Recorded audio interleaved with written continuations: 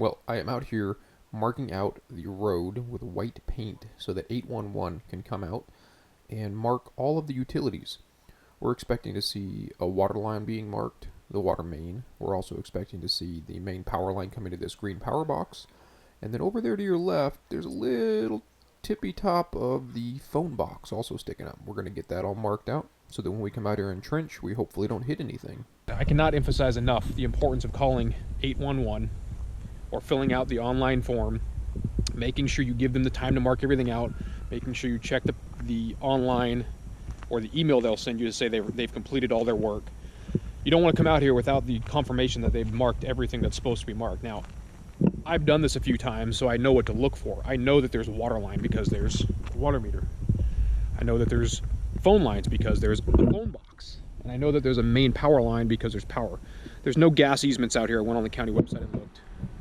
So those are the three things I was expecting to get marked.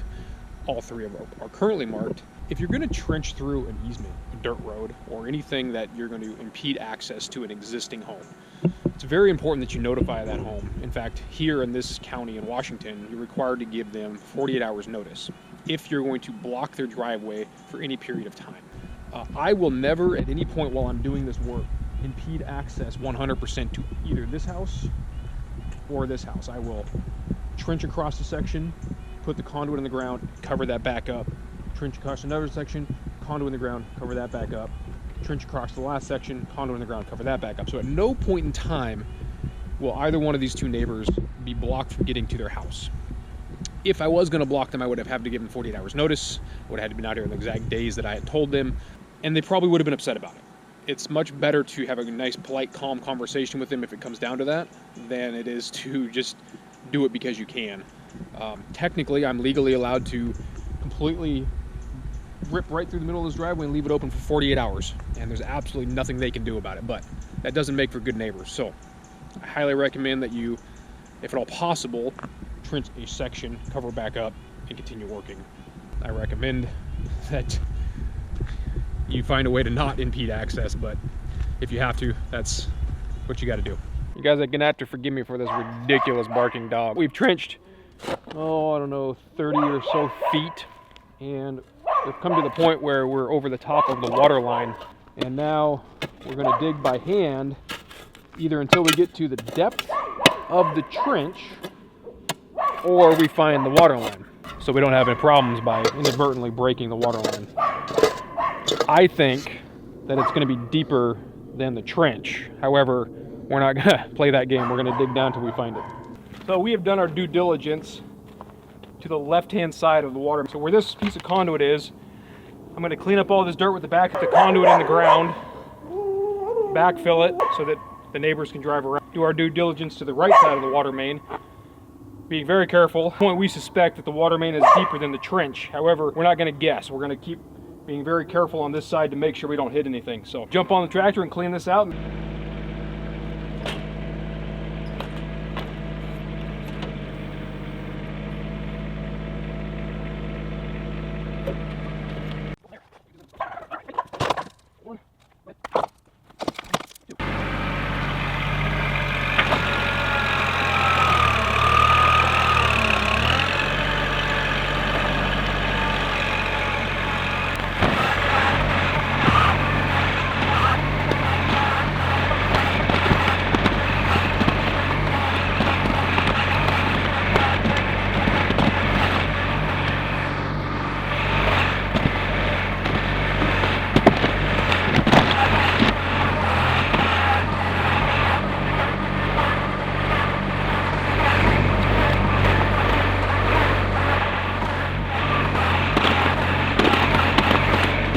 At this point, I'm going to slide these conduits out of the way, and the neighbors can drive through here and over this spot to get into that house.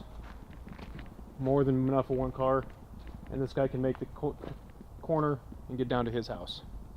So we're going to go ahead and trench through the rest of this, carefully going through where the water line is right here.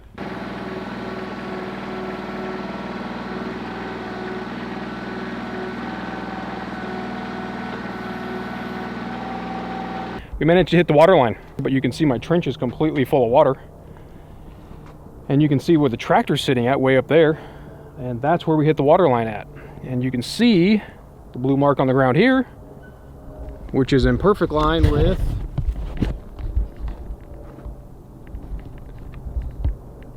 that blue mark right there. So from there to there is where the water line should have been. You notice there's no blue marks out here, and yet there it is, bubbling out of the ground. Well, while we were waiting for the repair guy to come out from the water district, I went ahead and trenched the rest of the trench, or part of the rest of the trench, in order to allow the water to drain out as best could. The trench goes downhill. My thought was when the water guy showed up, he would turn the water off, which would allow the water to drain faster, and it turns out it worked really well that way. I'm really glad I didn't just sit around and wait for the guy to show up. I went ahead and got the tractor and dug the trench down where it belongs.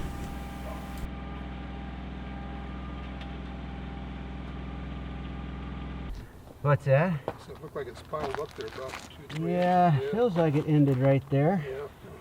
You want me to dig the other way, or are we good? I think we'll be all right, as long as that's about.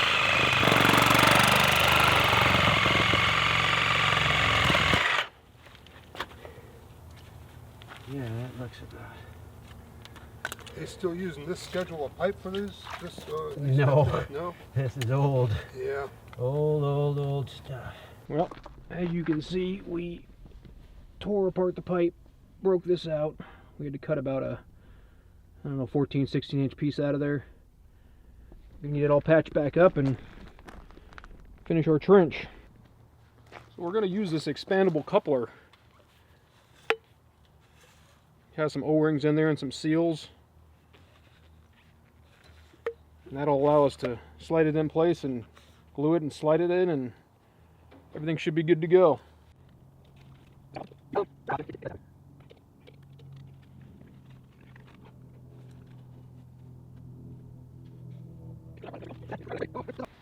Well, the repair is complete. We've got the expander coupling all installed, dialed in.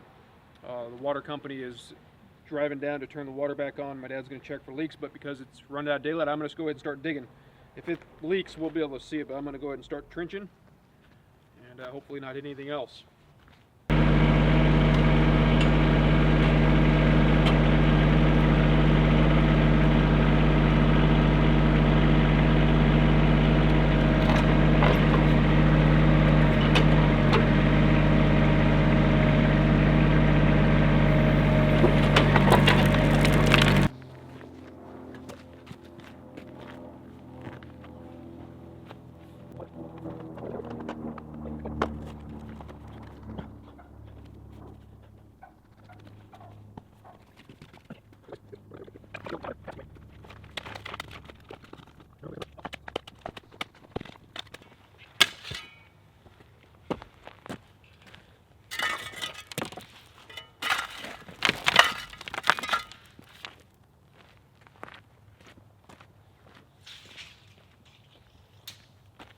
I'm just going to fill.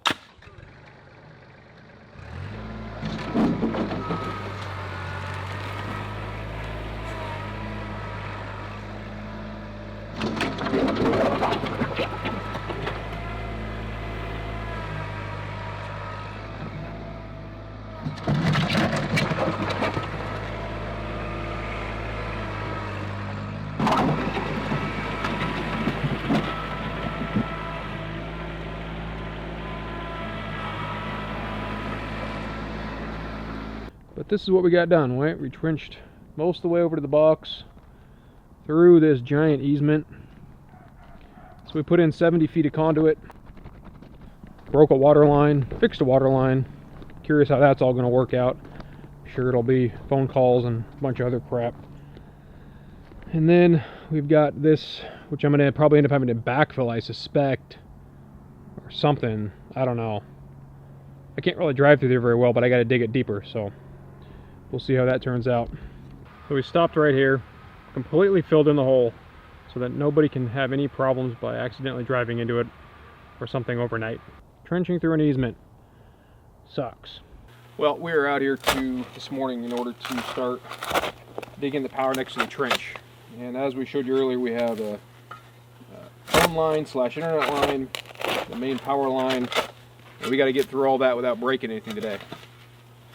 So we waited till this morning to start this whole thing so we can take our time and go slow and make sure we find everything in the ground correctly. Our current trench stops right here, so we have to get from here to the power box and open up a big pit. There's requirements for how big that pit has to be, but for right now, I'm going to go ahead and get the front loader. I'm going to take off a layer of this dirt and go from there.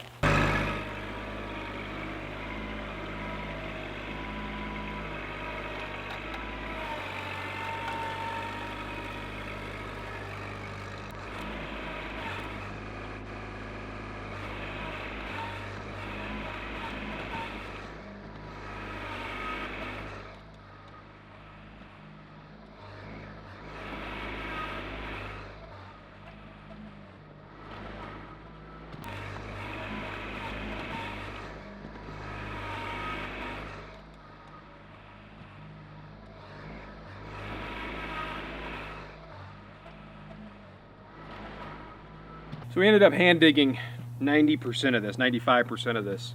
We're not quite done. We got a little bit of cleanup to do. Remove all this extra fill, and we'll finish the trench and tie in the conduit. And that conduit will stop right about here, and then we'll backfill this portion and leave this opened up.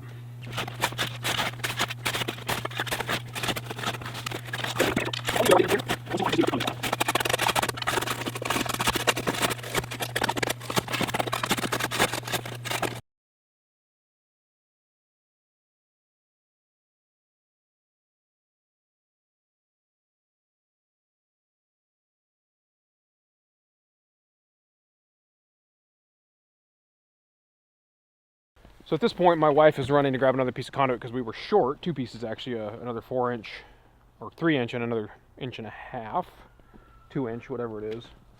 But we have our conduit in the ground. So we tied into the existing, we came around here. The smaller stuff we're able to bend, so when we get the new piece, we'll put it in there and it'll go right over there.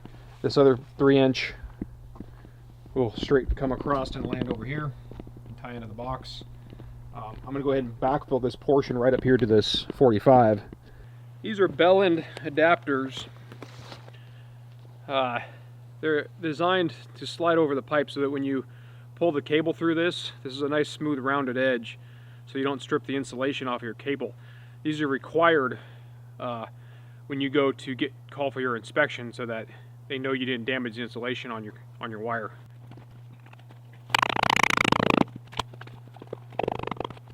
These are just cheap plastic plugs.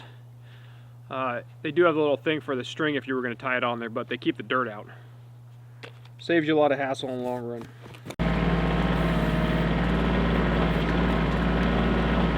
So that is the wrap up for installing the power conduit through the easement and digging the temporary power trench and pits in order to install the power poles. There's a lot of information in this video. I hope you guys are able to get some good info out of this. I definitely recommend talking with your L&I inspectors, talking with your power company, understanding all the rules and regulations, understanding the National Electrical Code that you're going to be working to. But once you get all that dialed in, you'll be able to do all this yourself and save yourself a heck of a lot of money.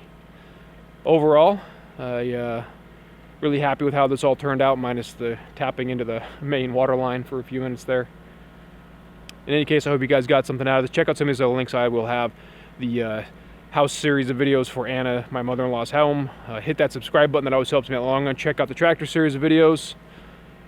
Until next time, thanks for watching.